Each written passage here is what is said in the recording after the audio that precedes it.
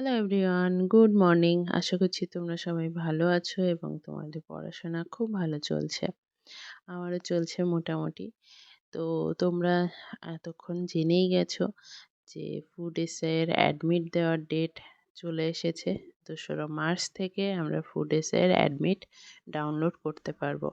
তার মানে এক্সামটা কনফার্ম হচ্ছে। অনেকে যারা বলছিল ভোটের জন্য এক্সাম হবে না, পিছিয়ে যাবে, ক্যান্সেল হয়ে যাবে, তো সেগুলো সব মিথ্যে হয়ে গেল। তো এখন আমাদের হাতে মাত্র 20 থেকে 22 দিন সময় আছে। তো এই সময়ের মধ্যে নিজের সব বেস্টটা দিয়ে পড়াশোনা করতে হবে যাতে ক্র্যাক করা সম্ভব হয়। তো আমি 5টায় উঠেছি, আজ 12 ঘন্টা পড়বো সেই চ্যালেঞ্জ নিয়েছিলাম নিজে নিজে।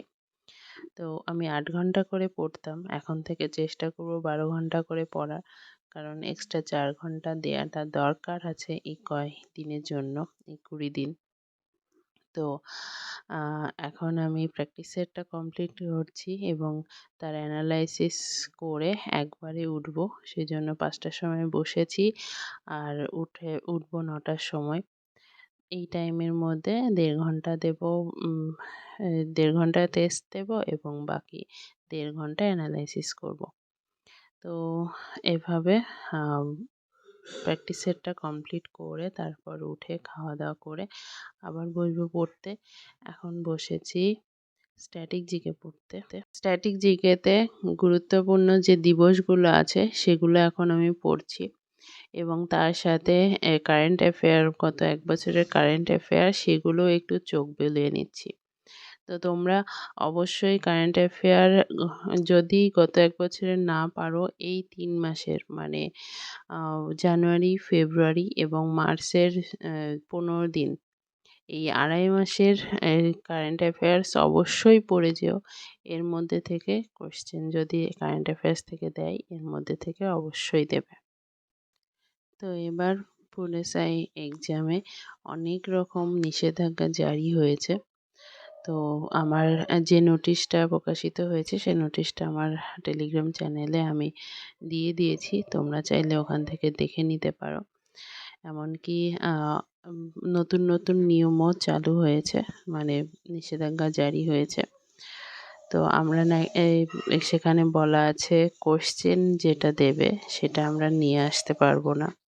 তো এরকমটা আগে কখনো হয়নি যে কোনো পরীক্ষা দিয়ে আমরা নিয়ে আসতে পারবো না। আর এর আগে আমি বলেছিলাম 2 দিনে পরীক্ষা এবং 6টা শিফটে পরীক্ষা, সেটাই হবে এবং পরীক্ষার 10 মিনিট আগে পরীক্ষার হলে পৌঁছাতে হবে। টাইম হয়ে গেলে তারপর আর হলে ঢুকতে দেওয়া হবে না, এটা স্ট্রিক্টলি বলা আছে। এবং সাথে কোনো device, mobile, Bluetooth, smartphone, smart watch কিছুই নিয়ে যাওয়া যাবে না। স্ক্যানার এগুলো জানি আমরা সবাই, তো এগুলো নেওয়া যাবে না। শুধু অ্যাডমিট এবং আইডি কার্ড বা ছবি চাইলে ছবি, সেইগুলোই দেওয়া যাবে। আর হ্যাঁ, তোমরা অনেকেই হয়তো বুঝতে পারছো না কার কখন পড়বে, কোন শিফটে পড়বে, কোন দিন পড়বে। তো সেগুলো আমরা যখন অ্যাডমিট ডাউনলোড করব, অ্যাডমিট ডাউনলোড করলে সেখানে তোমার যে ডেটটা পড়বে এবং তোমার কোন শিফটে পড়বে সেটা ওখানে লেখা থাকবে এবং কোথায় পড়বে, সেন্টার, টাইম এবং ডেট, 3টাই লেখা থাকবে। অ্যাডমিট ডাউনলোড করলে জানতে পারবে। যাদের দূরে বাড়ি, তোমরা হয়তো বলতে পারো না আমার এই টাইম না হলে ওই টাইম ভালো হতো, এই টাইমে অসুবিধা হবে। তো এইগুলো কোথাও গ্রাহ্য হবে না। তো এগুলো প্রবলেমের জন্য নিজেকেই সেটা ঠিকঠাক করে নিতে হবে। যাদের দূরে বাড়ি, সকালে শিফটে পড়লো, হয়তো 9টার শিফটে পড়লো, তাদের আরও সকালে বেরোতে হবে বা আগের দিন চেষ্টা করতে হবে।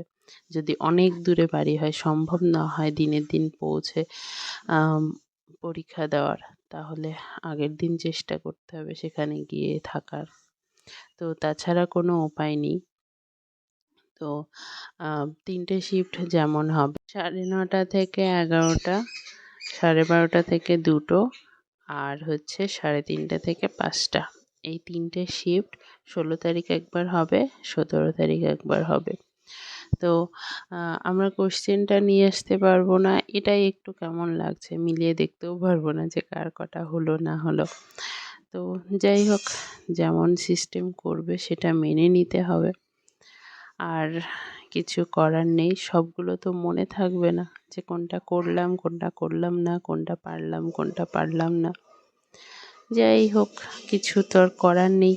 এখন আমি বসেছি কারেন্ট অ্যাফেয়ার নোটস করতে। আমি এখন কিন্তু ডেইলি কারেন্ট অ্যাফেয়ার্স, এই কয়দিনে যে ডেইলি কারেন্ট অ্যাফেয়ার্স সেইগুলো পড়ছি এবং সেগুলো নোট করে নিচ্ছি।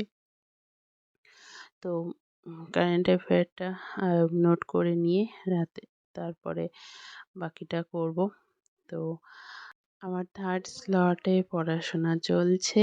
এই স্লটটা কমপ্লিট হলে আমার 9 ঘন্টা পড়া হয়ে যাবে। এরপর রাতে পড়িয়ে এসে আমি আবার 3 ঘন্টা পড়ে নিব, তাহলে হয়ে যাবে 12 ঘন্টা। তো এখন আমি বসেছি ম্যাথ করতে, আর ম্যাথ প্র্যাকটিস যত বেশি সম্ভব ম্যাথ প্র্যাকটিস করো। আমার তো ম্যাথ খুব একটা ভালো হচ্ছে না, জানি না কি হবে। তো সব ম্যাথগুলো ধরতে পারছি না কোনটা কিভাবে করব। পরে অ্যান্সার দেখলে বা সেটাকে উম ঘাটাঘাটি করলে তারপর মনে হচ্ছে। তো অনেকটা টাইম লেগে যাচ্ছে এগুলো করতে। ম্যাথের জন্য টাইমটা ম্যানেজ করতে পারছি না। তোমরা আমাকে প্লিজ সাজেশন দাও এই কয়দিনে ম্যাথটাকে আরেকটু ইমপ্রুভ কীভাবে করতে পারবো সেই বিষয়ে। তো কমেন্টে জানিও, অথবা আমার টেলিগ্রাম চ্যানেল আছে যার লিঙ্ক ডেসক্রিপশানে দেওয়া আছে, সেখান থেকে তোমরা আমাকে বলতে পারো।